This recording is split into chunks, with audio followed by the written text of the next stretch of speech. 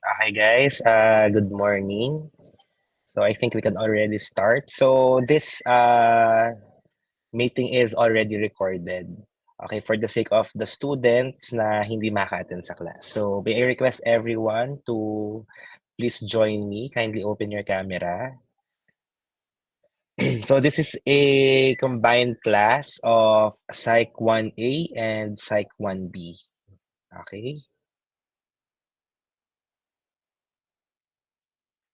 So as usual, please have your notebook and your pen with you. I want you guys to take down notes, okay? Later on, magkakaroon ulit tayo ng question and answer. So I want you guys to really focus at to really enjoy your class, no? Okay na ba? Naka-open na ba ng cam? Sorry, hindi ko nakikita kasi naka-present ako ng screen.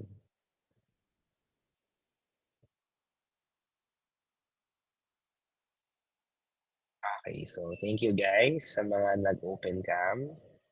Sa mga hindi, kayo tatawagin ko mamaya sa question and answer. So please make sure na nakikinig kayo. Kamusta ang mga kamusta ang klase niyo sa ibang section? Okay naman? Kaya pa? Buhay pa naman? Okay. So medyo madali pa naman siguro yung mga subjects niyo. And I hope na makumpleto niyo lahat ng mga requirements in all your subjects. Okay? So I think we can start. Sige, pray muna tayo. Let's close our eyes, bow down our head. Lord, salamat po sa umaga pong ito for allowing us to be here, to learn, Panginoon, sa subject po na ito. And we just pray, Lord, for your wisdom, knowledge, and understanding to be upon us all. Pagpalain mo lahat ng mga estudyante ngayon dito, maging ang kanila pong mga pamilya. Maraming salamat po. May you all cover us tightly with your most precious, powerful blood that was shed on the cross of Calvary. Maraming salamat po into you. We entrust everything in Jesus' name. Amen. Okay, so our topic 2 weeks ago, kasi last week ay hindi tayo nakapag-class, no? So lahat ng mga naka-attend ngayon will be considered present last time. So ibibigay ko na rin sa inyo, hindi ata ako nakapag-post ng activity niyo last week. So I will be posting that within the day. Okay, kung ano yung magiging first activity nyo. So kung sino yung mga nakapasok ngayon will be considered present last week. Okay, so dalawa itong attendance nyo ngayon. So our topic 2 weeks ago is all about what? What's the title of our first lesson? John Larry. About doctrine of sin. Okay, about doctrine of sin. So ano nga ulit yung study of the doctrine of sin?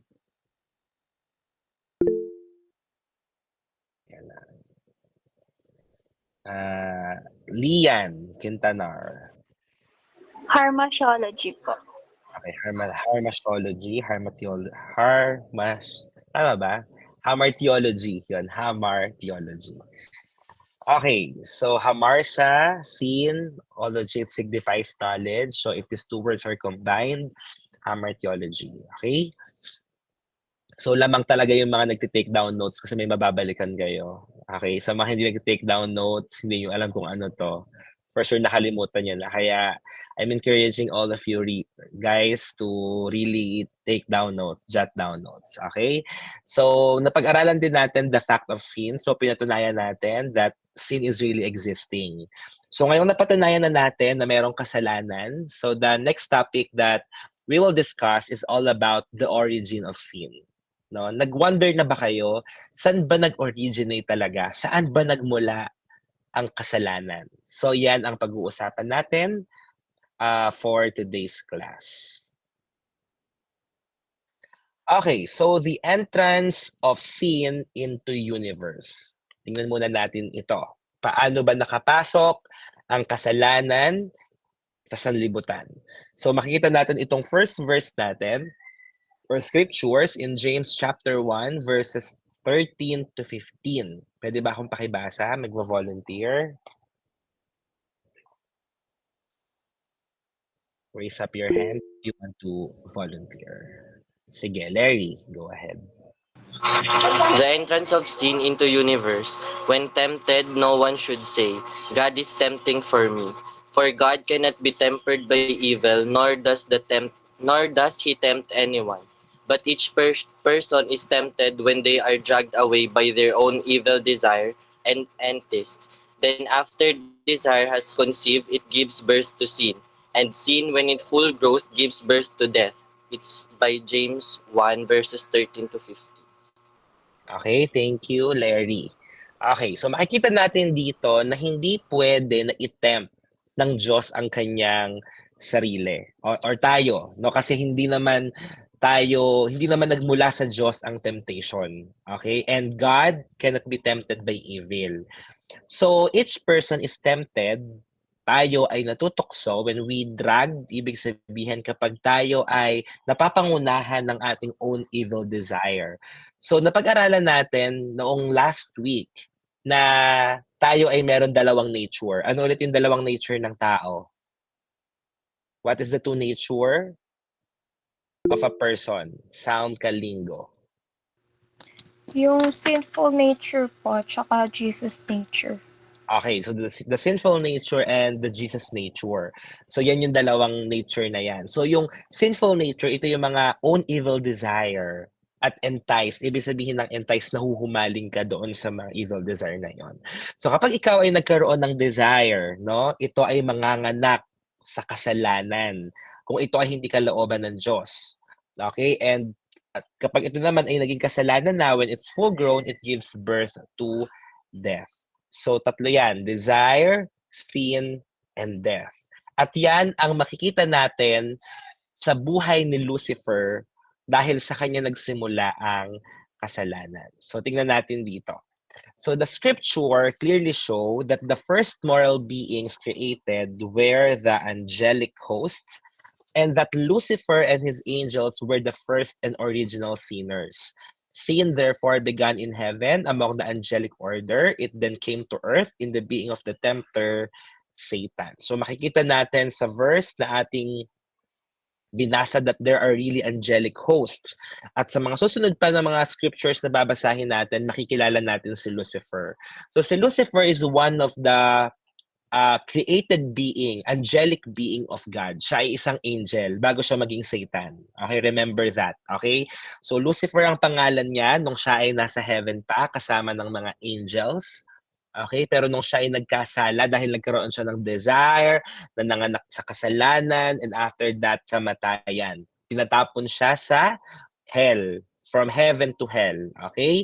So, dyan nagsimula ang kasalanan. It began in heaven among the angelic order. At kaya siya naging si Satan. So, alamin natin. Okay? So, Lucifer, the original sinner.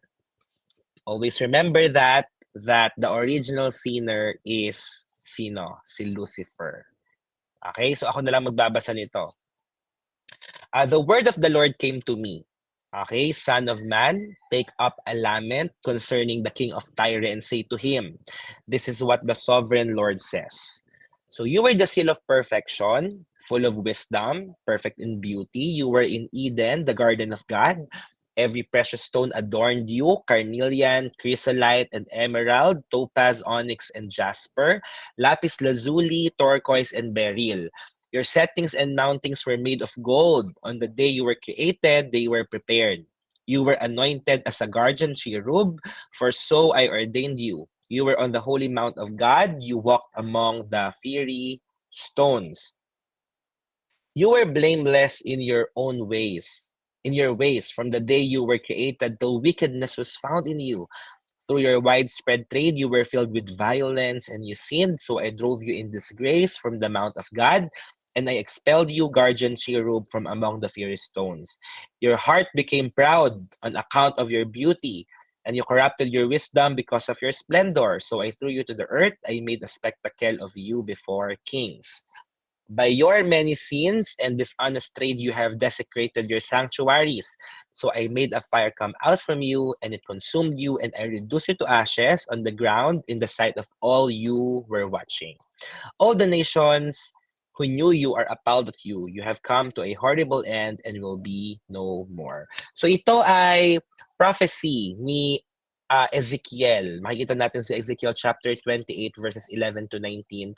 At ito ay nagpapakita ng description ni Ezekiel kay Lucifer. So at first, makikita natin doon na parang perfect itong si Lucifer, no? Talagang kahanga-hanga, perfect in all his ways.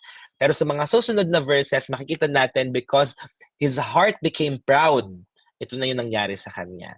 So itong susunod na verse, itong susunod na slide, makikita natin dito, yan, yung mga katangian. Okay, mga characteristics ni Lucifer nung siya ay nasa langit pa lang. So, tingnan natin. So, I think we have 10. There are 10 characteristics. So, pakibasa ako. Letter A. Volunteer. John Gabriel. He is called Lucifer, the day star, the shining one, the light bearer. Okay, thank you. Letter B. Jamie Pascual. He is called Son of Morning because of his brightness. Okay, letter C. John Galliardo, Jezreel. He was full of beauty and wisdom. Nothing could be hidden from him. All right, letter D. Rizalin. He was in Eden, the garden of God. Okay, letter E. Shaina Gavino. Every precious stone was his covering, as the colors of the rainbow for beauty. Okay, letter F. Shandaren. His ministry was in the area of music for the workmanship of his pipes, and Tabras was in him from the day he was created. Okay, thank you. Letter G. Aaron James Agsaway. He was anointed cherub and guardian of the throne of God. Okay, letter H. Tiffany Lopez. He was in the holy mountain of God and given a high position in heaven as a created being. Okay, letter I. Jedediah. He walked up and down in the midst of stone of fire, the fire of God's holiness. Okay, and letter J. Brianna Casas. Brianna Jane. He was perfect in all his ways from the day that he was created. Okay, thank you. So, all these descriptions na makikita natin sa Book of Ezekiel. Rinig So, po these ba? are, yes, okay na. So, these are all the characteristics of Lucifer. Okay, bago siya maging si Satan. So, sa palagay niyo, maganda ba? Maganda ba yung characteristics niya? Yes, no, definitely. Tingnan niyo naman, the day star, the shining one, the light bearer, tagapagdala ng liwanag. He was called the son of the morning dahil sa kaningningan niya sa langit. At makikita natin dito that he was full of beauty and wisdom, walang maitatago sa kanya. And he was also in Eden. Sino bang nasa Eden? Di ba yung mga creation ng Panginoon? Sino? Si Adam and Eve, doon niya nilagay. Sila yung mga unang tao bago sila nagkasala.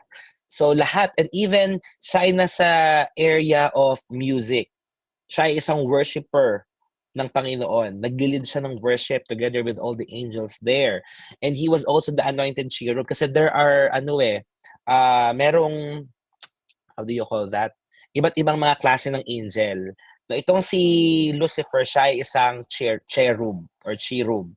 Okay? And he was the guardian of the throne of God. Imagine niyo, tagapagbantay ng trono ng Diyos. He was in the holy mountain, binigyan siya ng mataas na posisyon. At ang pinakamaganda dito, he was perfect in all his ways from the day he was created. He was perfect in all his ways. So yan ang characteristics ni Lucifer. Sobrang ganda. Okay? So, dito, nung time na siya ay nagkaroon ng pride sa kanyang puso, dito pumasok ang mystery of iniquity. Okay? So, what is mystery of iniquity? Ang ibig sabihin, makikita natin sa 2 Thessalonians chapter 2 verse 7 muna. For the secret power of lawlessness is already at work, but the one who now holds it back will continue to do so till he is taken out of the way. Kung isa-search natin sa Google ang ibig sabihin ng mystery of iniquity. Ito ay nagde-describe ng kapangyarihan ng kasalanan. Okay? So, mystery of iniquity.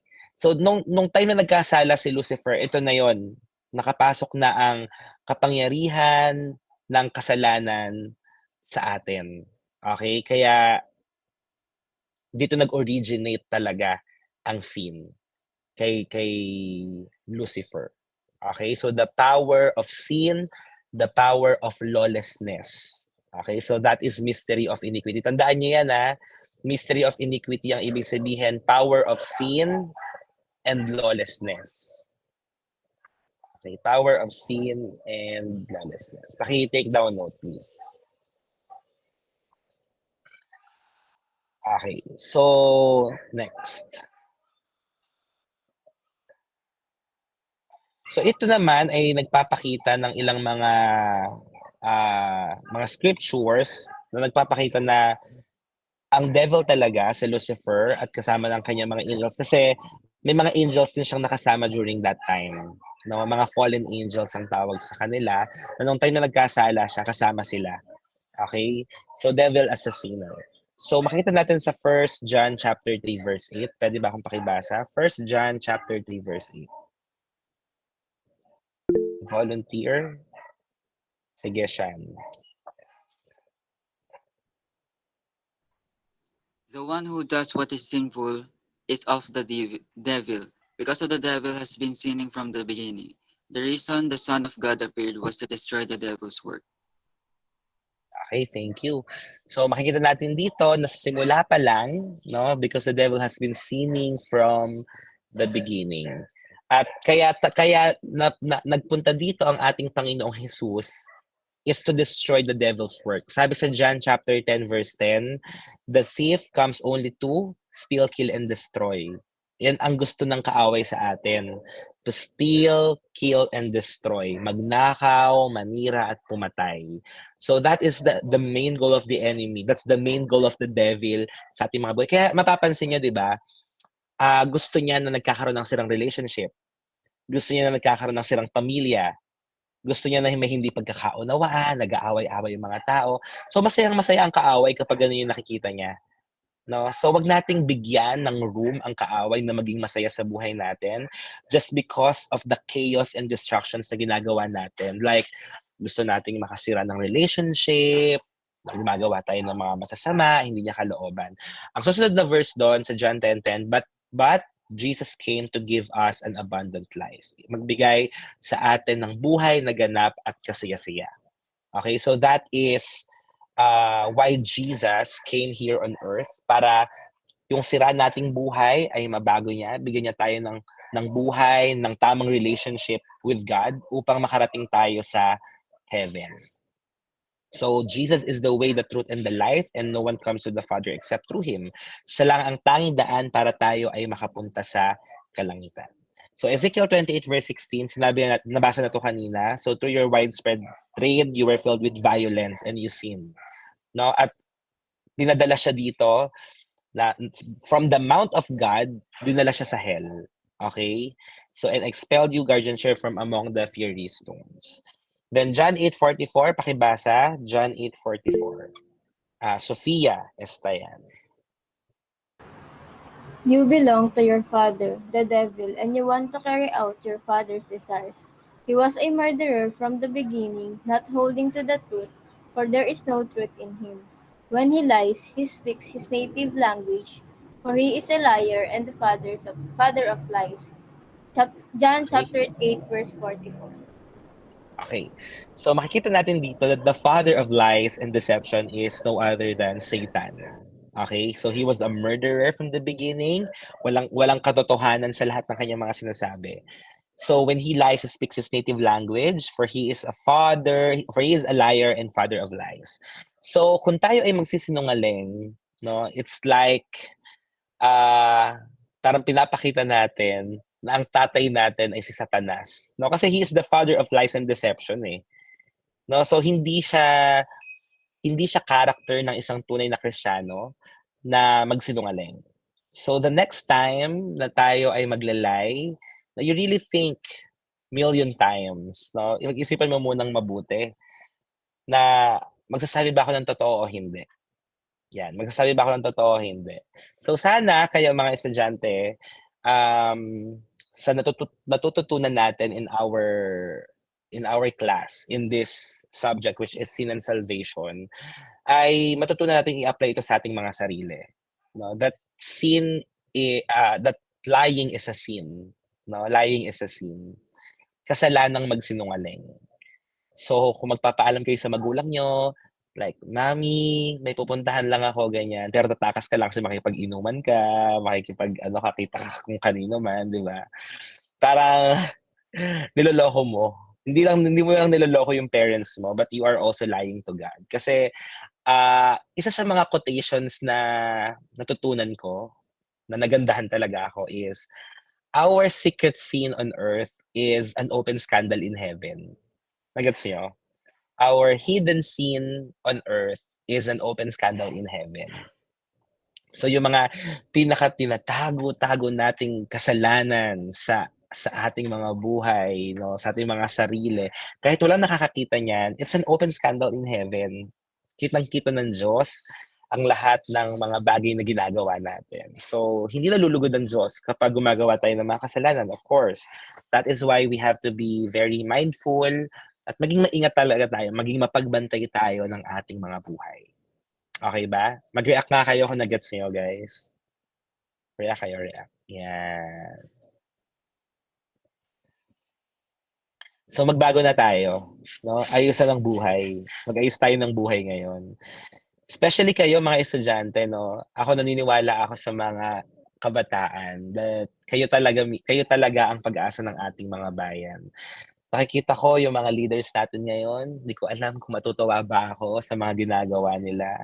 Pero kayo, may chance pa kayo. Kung pagbubutihan nyo at magkakaroon kayo hindi lang ng talino sa kaisipan, mga head knowledge, kung magkakaroon kayo ng magandang character at mahuhubog talaga kayo sa wangis ng Panginoon, may pag-asa pa ang bansang Pilipinas. So, yeah. Vote wisely. Oo, no, mga botante kayo, di ba? So, vote wisely, guys. Gamitin yung kapangyarihan nyo. Especially sa mga SK, no? I think, ewan ko kung boboto rin kayo boboto rin ata kayo ng Barangay Council, tsaka SK, no? Pagbutihin nyo. May tumatakbo ba dito? Meron ba tumatakbong SK? Wala naman. Okay.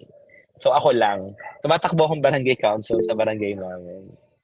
Si De La Peña. Tumatakbo ka? Opo, sir. Saang barangay? Sa Pandi po. Masagot. Nice. Okay. Pagbutihan mo, De La Peña. So, excuse kita sa class ko for 10 days kasi may campaign tayo, di ba? may campaign tayo ng October 19 to 28. So, siguro doon sa time pala na yun, guys, ay mag-iwan na lang ako ng video recording lesson sa Google Classroom natin. Okay, so for that span of time, I think 10 days lang naman yung campaign and October 30 will be the election period. So, bumoto kayo ng tama, bumoto kayo, sana hindi kayo mabili. No?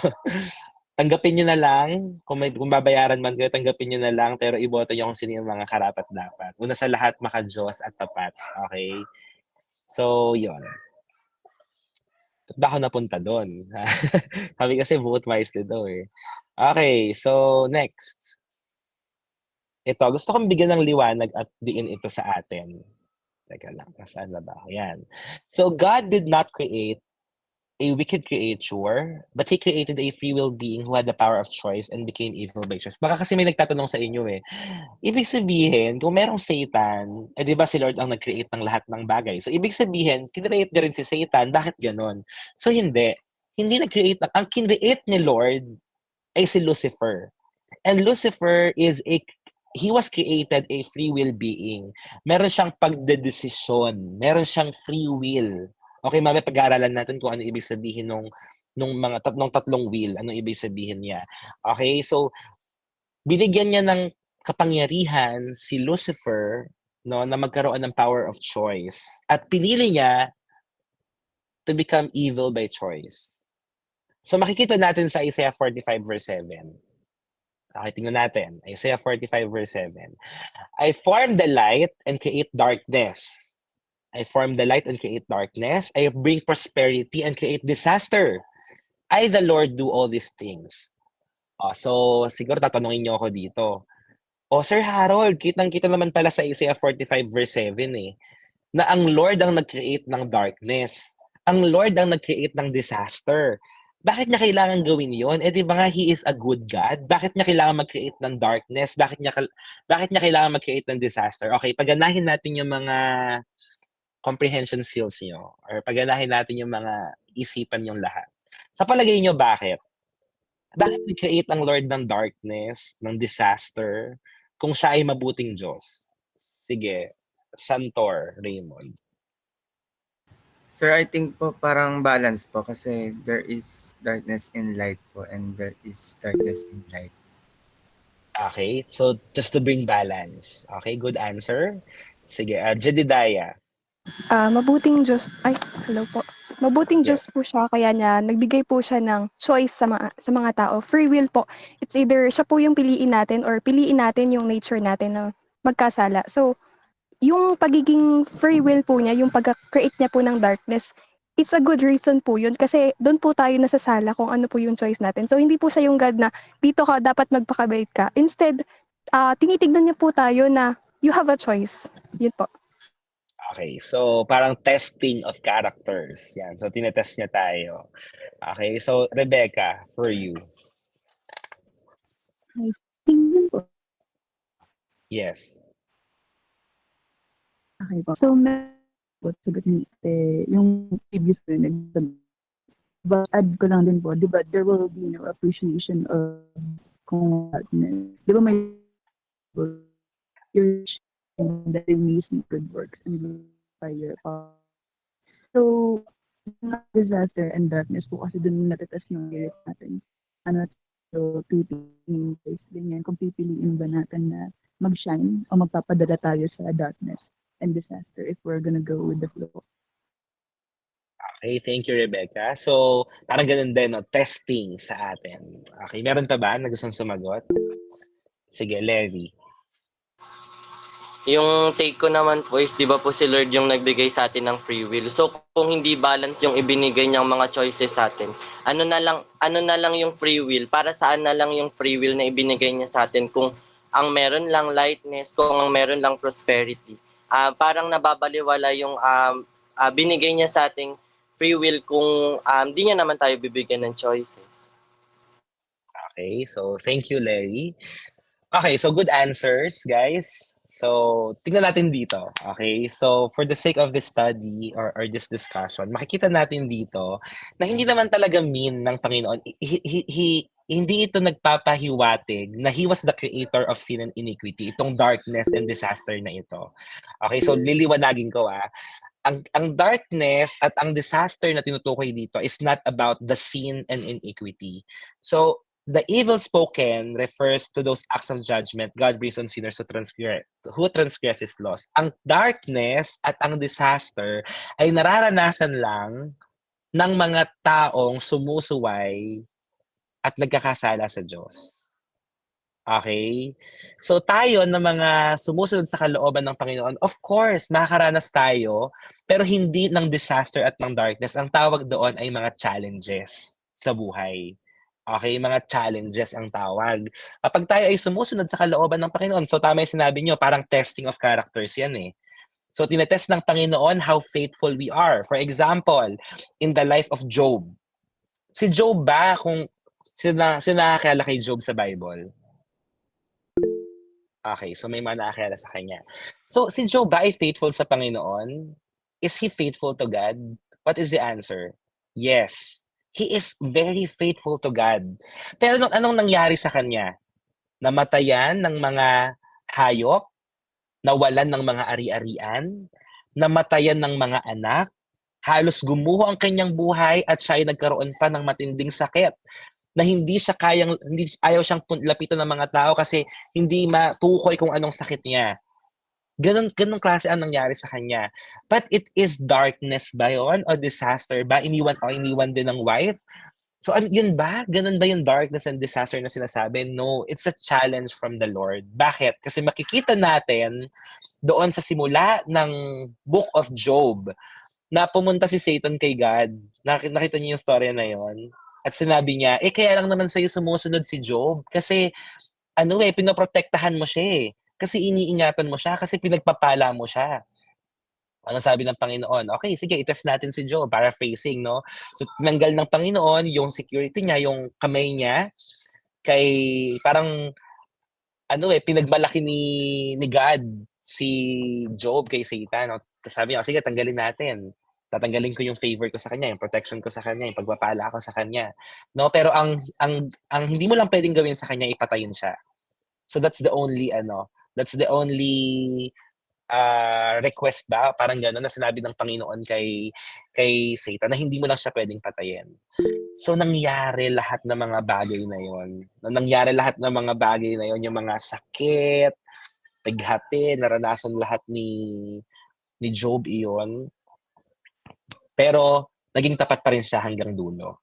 And right after na mangyari lahat yon, minultiply pa ng Panginoon yung blessing. Yung mga nawala sa kanya, nadagdagan pa. No? So it doesn't mean darkness or disaster sa kanyang buhay, but it's more of a challenge. No? Testing. Tama kayo. Testing of character, testing of how faithful we are. So tayo, kapag nakaranas din tayo ng mga pagsubok, hindi ibig sabihin yan, gusto ko lang pahirapan ng Diyos. Hindi ibig sabihin, gusto lang niya mag-create ng darkness at ng disaster sa buhay natin. No, God has always a purpose. No, merong plano ang Panginoon. Bakit natin kailangang pagdaanan yung mga dinadaanan natin ngayon? And besides, kaya nga tinawag na pagdaraanan kasi dadaanan mo lang. Hindi ka mananatili dyan. Kailangan mo lang yung daanan para makuha mo lahat ng mga lessons dyan, para mas tumatag ka, mas maging malakas ka. And that situation, that circumstances will become encouragement to other people as well kapag i-share mo na sa kanila, kapag ite-testify mo na sa kanila. So again, ang darkness at ang disaster ay hindi minimin ng Panginoon para sa lahat. It's not for all. Okay? But for those people who are sinners, who transgresses His laws. Nag-gets nyo ba? Nag-gets nyo ba? Mag-react nga kayo kung nag-gets nyo. So yung disaster at yung darkness is not meant for all. Okay? Is not meant for all. So only for sinners who transgress His laws. So anong tawag sa mga, kapag faithful ka sa Panginoon, sumusunod ka sa kalooban niya, anong tawag? Challenges and testing. Okay? So pakinote yun. Challenges and testing. Okay, so sa mga susunod na pag-aaral natin, mauunawaan nyo pa yan, na magkaiba ang punishment at magkaiba ang chastisement. Magkaiba yung mga, kasi tayo, kunwari for example, tayo mga Christian tayo, no? Sumusunod tayo sa kalooban ng Diyos. So kapag gumawa tayo ng kasalanan, hindi siya punishment, kundi chastisement yung tawag. So i-define natin kung anong ibig sabihin nun. Okay, sa mga susunod pang mga lessons natin. So, sana ay clear tayo dyan. So, ngayon, punta tayo dito. So, the nature of Lucifer's sins. Yan. So, ito na tayo. So, the essence of sin is self-centeredness. From this origin, its progression is threefold, or what may be called the triunity of sin. So, before we tackle this triunity of sin, so meron tayong tinatawag na Trinity of God. Ano yung Trinity of God? We have, what's the Trinity of God? We have God the blank, and God the blank. Alvin Abalos. Sir, kung di po ako nagkakamali, God the Father, God the Son, and God the Holy Spirit. Okay, very good. So that's the Trinity of God. So always remember this, no? Itong Trinity of God, we have one God. Okay? In 3 different persona. Okay? So, ilan ang Diyos natin? Isa lang. Pero, in 3 persona. So, we have God the Father. Sino si God the Father? He was the creator. Siya yung nag-create ng lahat ng bagay na meron na nakikita natin ngayon, na meron tayo ngayon. And God the Son is, sino siya?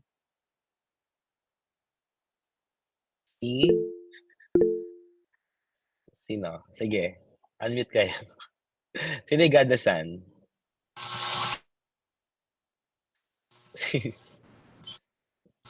Sino? Sige, mag-unmute na kayo. Jesus Alvin, Christ po. Okay, yan. Si Jesus Christ. Nagkakahiyaan pa kayo, ha? Si Jesus Christ. Okay? And God the Holy Spirit. So, si Jesus naman yung pinako sa krus. So, siya yung naging sacrificial lamb sa atin para matubos tayo sa mga kasalanan natin. And God the Holy Spirit, so nung nag-ascend na si Jesus sa right throne of God, ang naiwan sa atin ngayon ay ang God the Holy Spirit. So, siya yung kasama natin ngayon. So, we have the Trinity of God. Ano yan na, hindi siya 1 plus 1 plus 1 is equals to 3. Ang equation dyan is 1 times 1 times 1 is equals to 1. Okay? So, isang Diyos, pero may tatlong katauhan. God the Father, God the Son, and God the Holy Spirit. So, that is the Trinity of God. Pero hindi nagpapatalo itong si Lucifer. Okay? So, meron siyang tinatawag na triunity of sin. No, kasi may nakita Trinity of God. So, triunity of sin naman. So, ano naman tong triunity of sin na ito? So, ito yung pag-aaralan natin. Okay? So, letter A, pakibasa ako. Letter A. Yan. Pakibasa na ako ng lahat ng yan. Volunteer. Yung ibang hindi ko pa natatawag.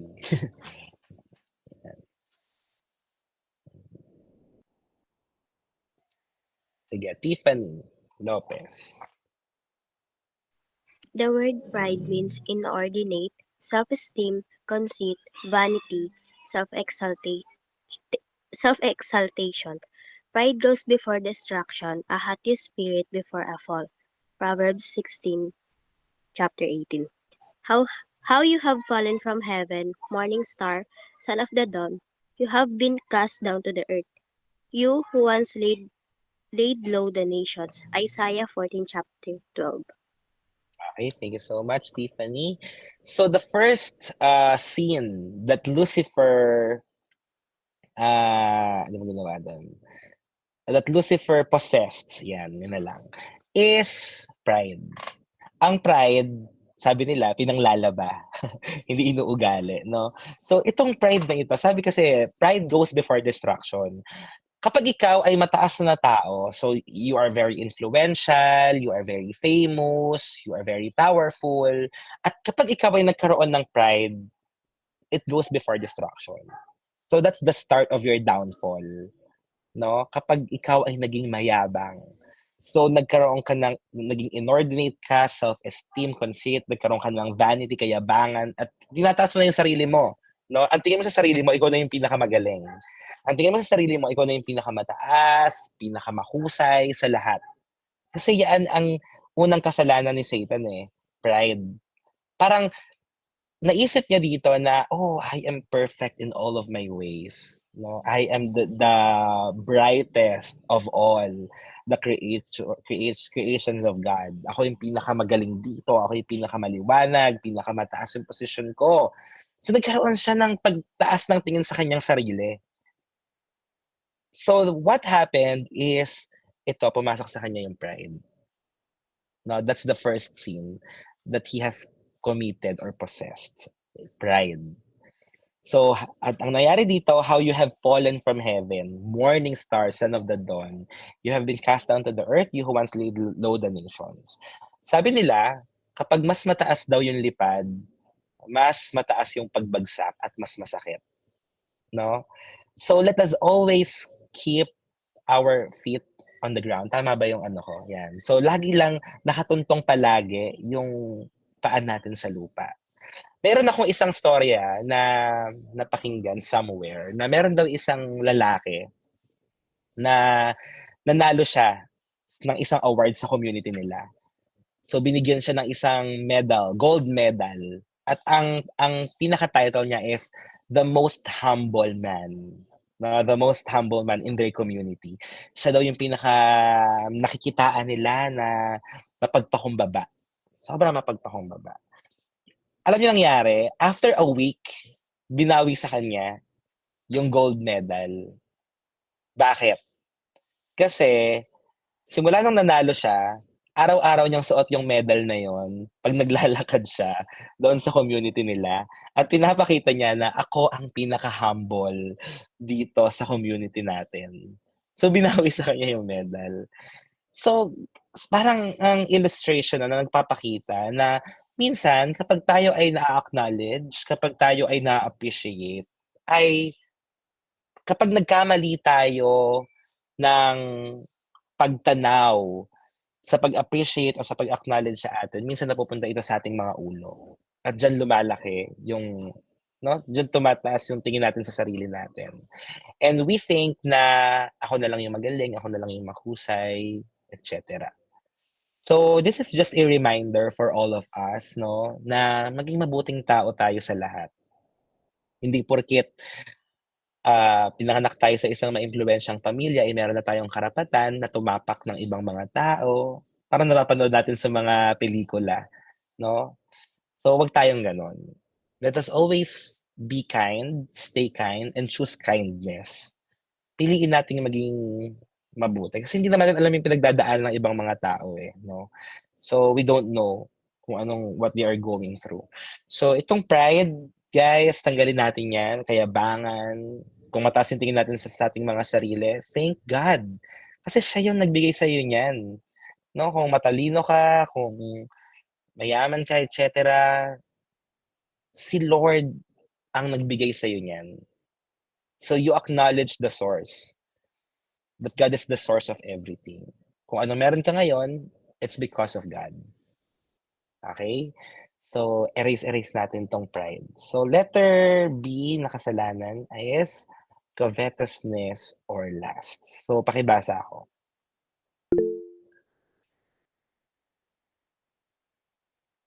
Charlene Avelino. Lust, in unlawful or inordinate and synonymous with covetousness, pride led to an awful desire, a coveting of something that was forbidden. I will ascend above the tops of the clouds.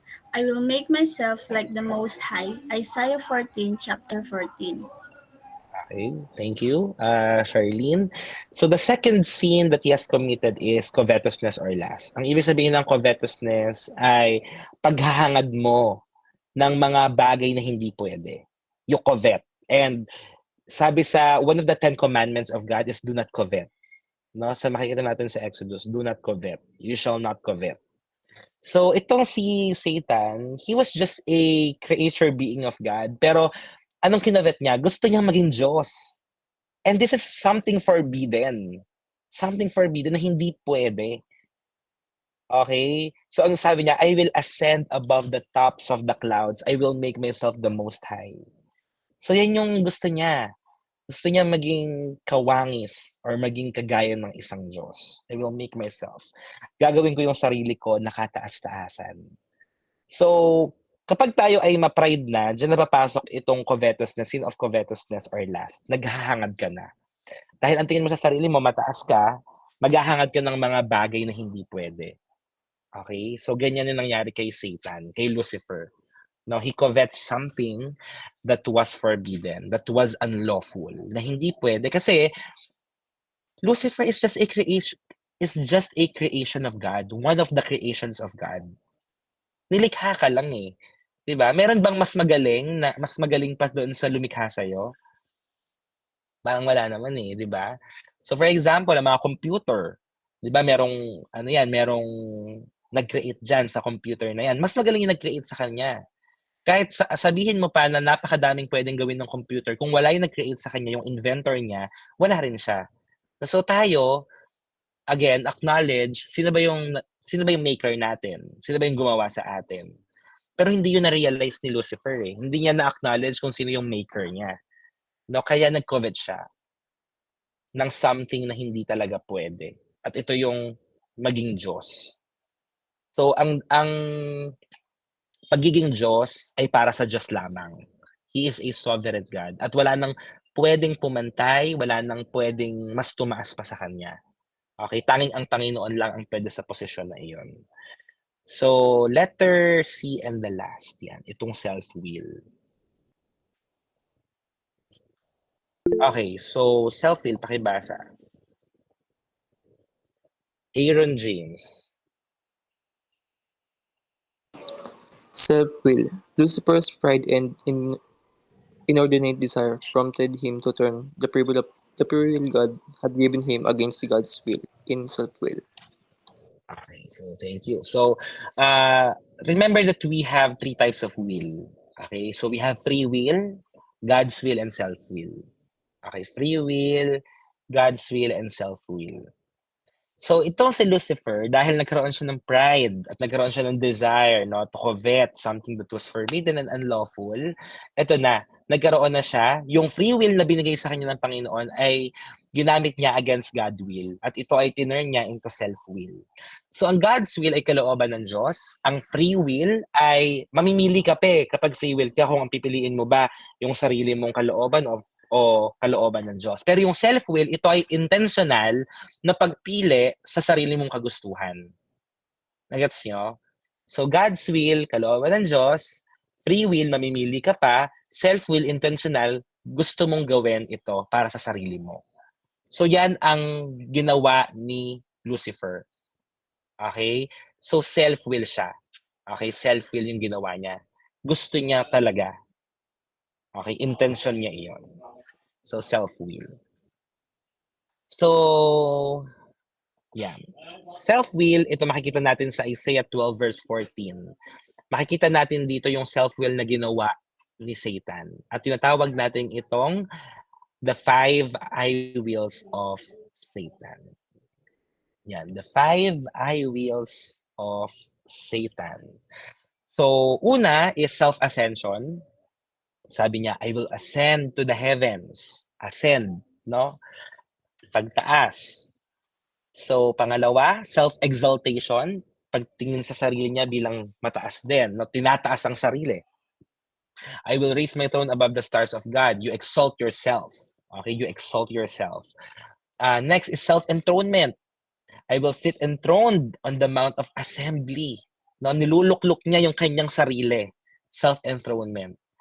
And self-dependence naman, dumedepende sa kanyang sarili, sa sariling kakayanan.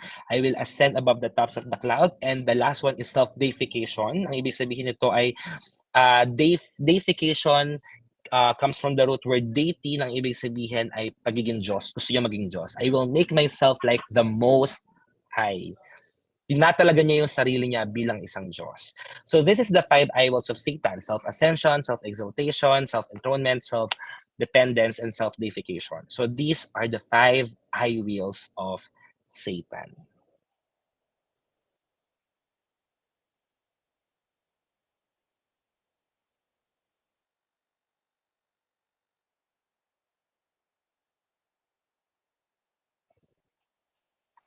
Okay, so last slide.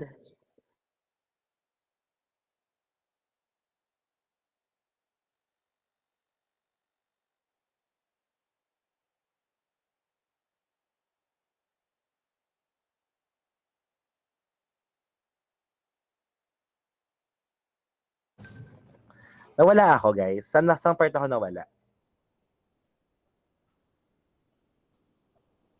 Hello? Pagkalipat nyo po ng slide, nawala po yung boses nyo po. Pero saglit lang. Opo, saglit lang po. Bumalik din po. Okay, na-lobat ata tong AirPods ko eh. But anyway, sige, we are already in the last slide. So, self-centeredness is egocentric. Okay, pagiging self-centered, egotheistic when self is lifted up as God. From being God-centered, Lucifer became self-centered, self-directing, self-reliant, and self-supporting. He became selfishness personified. Beholding his own beauty, wisdom, anointing, and ministry, he was lifted up in pride, forgetting that all he had was God-given. He then coveted a higher position, even God's. With this, he set his will against God's will and fell. So dito, nag-originate ang kasalanan. Okay, the origin of sin. So from Lucifer, because of the triunity of sin, pride, covetousness, or lust, and pagkakaroon niya ng self-will, no, lahat ng mga bagay, magagandang bagay na meron siya, because of this triunity of sin, lahat ito ay nawala. Lahat ng mga magagandang bagay sa kanya ay nawala. Nakalimutan niya kasi na ang lahat ng mga bagay na iyon ay galing din sa Diyos. sometimes when we forget na lahat ng meron ka ngayon, kung ano ang buhay na meron ka ay galing sa Diyos, minsan doon tayo nagkakaroon ng pride eh. Doon pumapasok ang triunity of sin. At dahil dito, nagiging self-directing, self-centered, self-reliant, and self-supporting tayo. Alam nyo, sa ibang mga bansa na mayayaman, they don't acknowledge God. Bakit? Kasi they have all the things that they need. Wala na silang kailangan eh. Mayaman na sila eh. Lahat ay provided. Eh di ba sa atin, kapag nagkukulang tayo minsan, we are praying eh. Parang, Lord, kailangan ko po ng ganito. Tagang lumalapit tayo sa Diyos kapag may mga kailangan tayo. But for those country na mayayaman na, they don't need God kasi they have everything. Kaya nakakalimutan nila, kanina ba nanggaling ang mga bagay na iyon? Kanina ba nanggaling? Who is the source of those things that they enjoy? So, paalala lang ito sa ating lahat. Sabi din sa isang kanta, makamit ko man lahat ng yaman sa mundo. Makamtan ko man pangarap at mithin ng puso ko. Kung ako'y manlalamig sa'yo at malalayo ng husto, ako'y bigo pa rin. No, at the end of the day, lahat ng mga bagay na meron ka ngayon, makamtan mo man lahat ng mga pangarap mo sa buhay, maging mayaman ka man, maging ma-impluwensya ka man and everything. Kapag ang ending naman nun ay ang paglayo mo sa Diyos, bigo pa rin ang buhay natin. So that's our conclusion for this class today. So I hope you learned something. Meron ba kayong question? Yan. Question, concern, clarification. This is the right time for you to ask.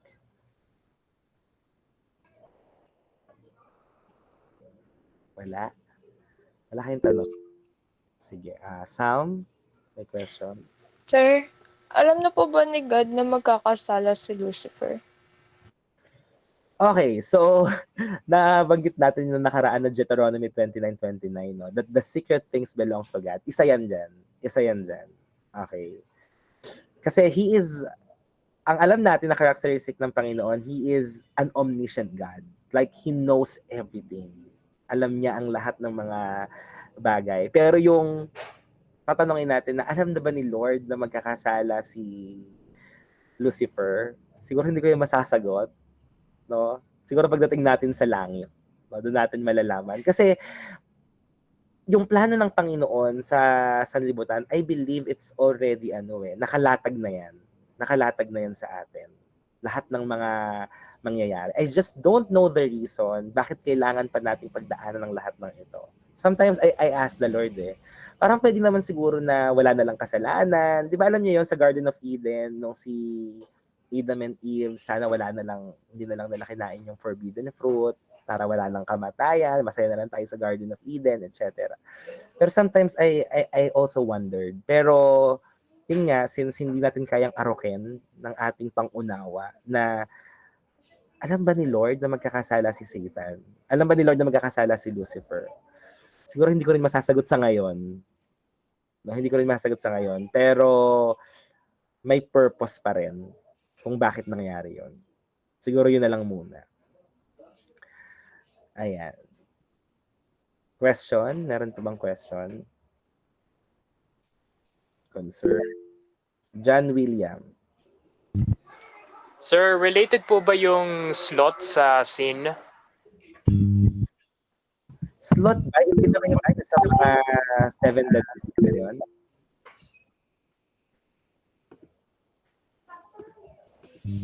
Ano po yun? Nawala po kayo eh.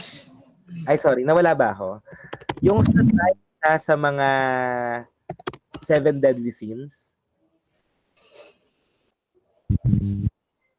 Sir, kasama po yun eh. Dahil kasi meron pa pong mga iba pong mga sins na naalala ko po noon nagbasa po ako ng 8 mantras last year po. Okay. Kasama po siya doon.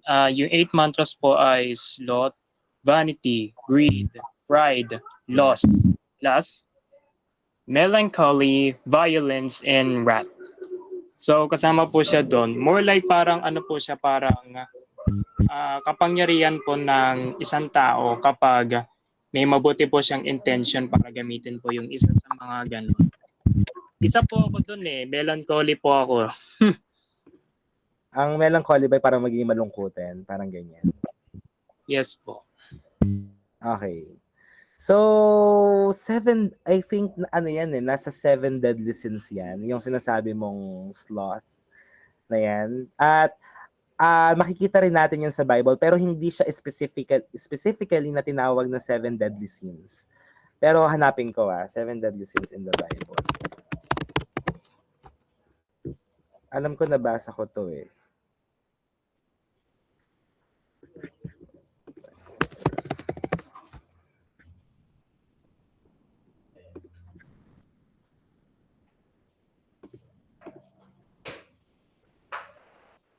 Hindi siya talagang tinawag na 7 deadly sins. Though talagang nakakamatay naman ng kasalanan. Kasi sabi ko nga kanina, from desire to sin to death. Yun yung parang progression niya. So desire, sin, and death. So siguro balikan kita dyan. Babalikan kita dyan, William. Siguro i-chat kita. Thank you.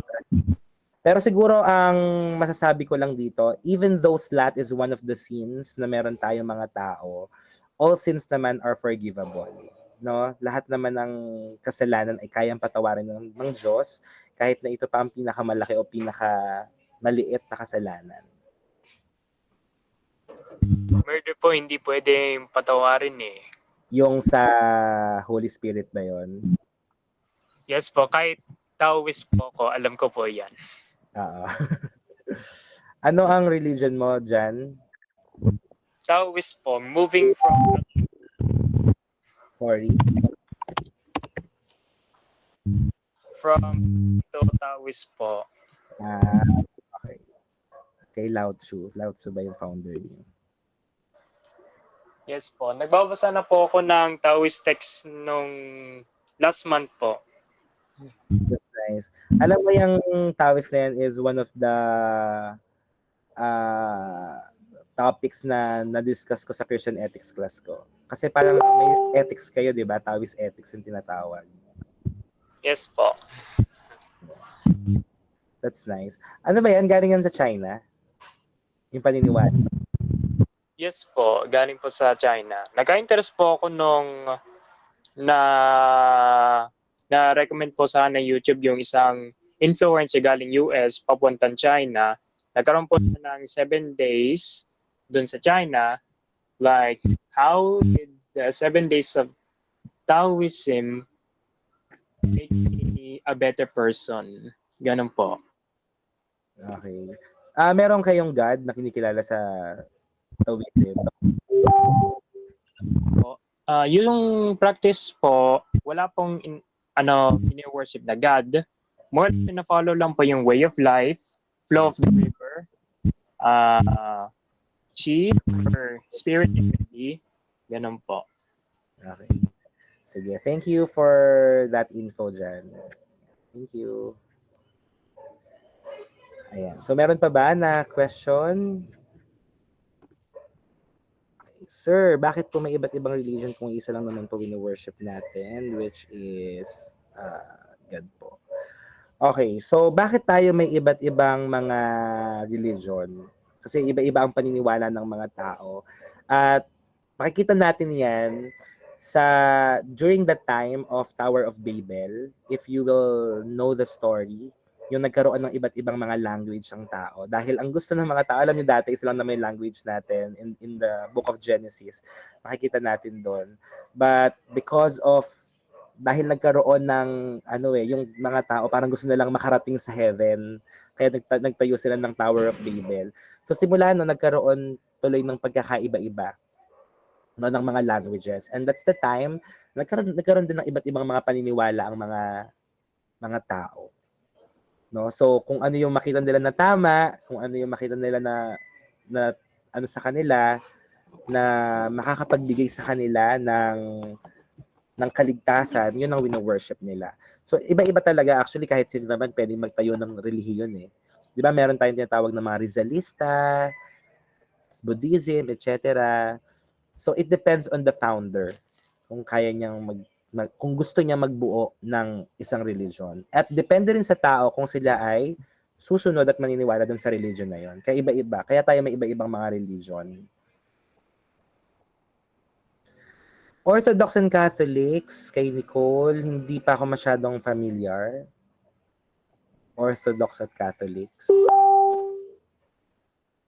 Sir, bawal daw po ba mag-sign of the cross? Yung pagsa-sign of the cross is one of the cultures that we have as Filipino. Na namana natin sa mga Spaniards nung time na tayo ay nasakop, no? During yung kinolonize tayo ng mga Spanish. So nakuha natin yung mga ginagawa nila. And yung mga Spaniards kasi they are very religious people. No, they are very religious people. So, yung pagsa-sign of the cross, parang wala naman siya sa Bible. No, parang hindi naman siya ginagawa talaga. But it's just a culture. It's just a culture. No, parang in the name of the Father, yung pagsa-sign of the cross na ginagawa natin.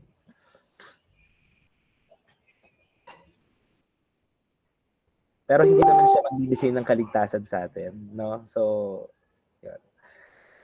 Yes, Shan. Sir, parang naisip ko lang po. 'Di ba sabi po ng iba pong tao, bakit po iba-iba tayo ng religion, iisa lang naman ng Diyos yung sinasamba po natin. So parang naisip ko, feeling ko po parang hindi po isa yung Diyos na sinasamba natin. Kasi po, iba-iba po tayo ng doctrines. Like for example, this religion, ganito po yung utos. Tapos sa iba naman pong religion, ganito yung utos. So sinong Diyos mo? Although we're all pertaining to one God, iba-iba ng doctrine. So ibig sabihin, hindi siya totally one God kasi iba po yung doctrine na sa kabila, iba din po yung doctrine dito sa kabila po. Naisip ko lang po. Okay. So depende talaga sa paniniwala ng isang tao. No? Depende talaga sa paniniwala. So, kasi yung iba, ang Diyos nila, si Allah, di ba, sa mga kapatid nating mga Muslims, ang Diyos nating mga Kristiyano, we have God, we have Jesus, no? We have Holy Spirit. Ang paniniwala naman ng iba, tao ang Diyos nila. So depende talaga, depende sa paniniwala natin. But you know what, in the Philippines naman, we are a free country. No, hindi naman tayo pinagbabawalan. Free country tayo eh. Pero most of our population ay mga Christians talaga. No? So it doesn't matter kung anong specific na pagiging Kristiyano kasi Catholics are also Christians kasi naniniwala sila kay Jesus. 'Di ba? Sa mga born again, kahit na Baptist pa yan, Methodist pa yan, o kung ano man, they are still Christians kasi naniniwala sila kay Christ as their Lord. So, ganon. So, depende pa rin talaga. Depende pa rin. But for the sake of our class, especially nasa JLCF tayo, ang paniniwala natin, Jesus is Lord. Okay? Jesus is Lord. So, that's the end point. May question pa ba? Yes. William. Sir, last question po. Paano pag may isang tao po naniniwala po sa ibang religion like 2 or 3? Mm-hmm. Anong question? So, ito po sir. Dahil kasi ngayon, tapos po ako, naniniwala din po ako sa Buddhism and Hinduism. So, nagtatanong po kung pwede po ba yung ganong klaseng belief sa isa pong tao, ganon? Meron tinatawag na parang multiple religious belongings na hindi mo nakikita yung sarili mo na nandun ka lang sa isang belief na iyon. So, pwede ka magkaroon ng ibang mga paniniwala. Pero ang nagiging problem lang dyan, kapag ginawa ng isang tao yon, is, di ba parang sa atin lang, mawawalan ka ng focus na hindi mo na alam kung ano talagang paniniwalaan mo. So, you need to stick to one. For me lang to William, for me lang. You need to stick to one. Kailangan meron kang isang paniniwala kasi meron niyang mga pros and cons eh. Like for example, doon sa isang religion, hindi sila naniniwala sa ganito, tapos naniniwala sila sa ganito. Tapos umanib ka ng isa pa, naniniwala sila sa ganito. May mga contradiction. Nagko-contradict sila. So ikaw, parang ano nang gagawin ko? Ano nang paniniwalaan ko? 'Di ba? Kasi dun sa isang religion na sinalihan ko, sa pangalawang religion na sinalihan ko, may mga contradiction sila. So ikaw lang din yung mahihirapan. Na ikaw lang din yung mako-confuse. Ano ba talaga yung susundin ko? Ano ba talaga yung gagawin ko? Ano ba yung way of living na gagawin ko? So parang ganun siya. So for me, mas maganda na mag-stick ka doon sa talagang religion na para sa'yo. Na talagang pinaniniwalaan mo. Kasi hindi naman mapipilit yun eh. Hindi naman natin mapipilit lahat ng mga tao na dito ka, born again Christian ka dapat, etc. No, I always believe that God has a perfect time for us to encounter Him at siya lang yung kayang magbago sa puso natin. Okay po, sir. Thank you. Actually, sir, yung tatlo po na yun, in harmony na po yun. Hindi po ako nagkakaroon ng problema sa tatlo pang religion na yun. Nasusundin ko naman po, like, bawal po magsinungaling, bawal po magnakaw, bawal po fall sa mga desires po, lust, temptation, ganun po. Nagsa-start na po ako na maghiwalay po sa worldly desires nung nalaman ko po yung tatlo. Wala na po ako ng problema. Beside po sa praying, meditation, and self-reflection, nawawalan na po ako ng mga desires nung na-believe ko po yung tatlo. Okay, that's that. Thank you, William. May question pa, guys? Wala na? Okay, so I will be posting our PowerPoint. Siguro pagsasama-samahin ko na lang kasi parang ang midterm nyo, ang preliminary examination nyo will be on the 3rd week ata ng October. So, kailangan pa natin ng isang lesson next week. Then after that will be your examination. Okay? So, ipopost ko na lang sama-sama lahat ng mga PowerPoint for you to review all the materials. Then kung may question kayo, feel free to let me know. Okay, so I will be posting also the recorded itong recorded copy ng lesson natin in your Google Classroom para may mababalikan kayo. Okay. So, yun lang. Sige, mag-open kayo ng camera for our picture taking. So, thank you guys for your time. Sana ay may mga natutunan kayo.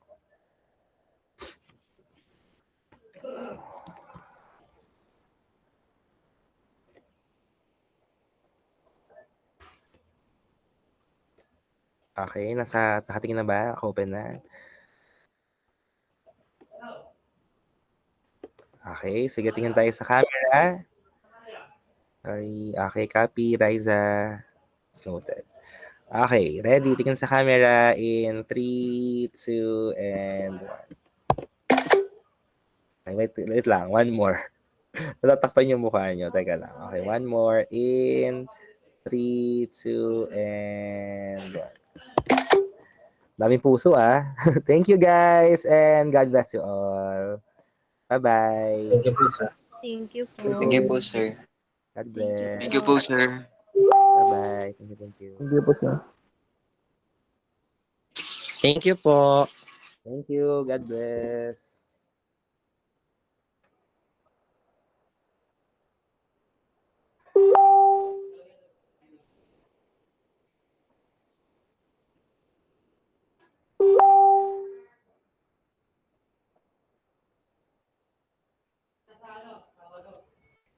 Thank you, sir. Happy New Year's Day. Have a good day. Thank you, thank you. God bless.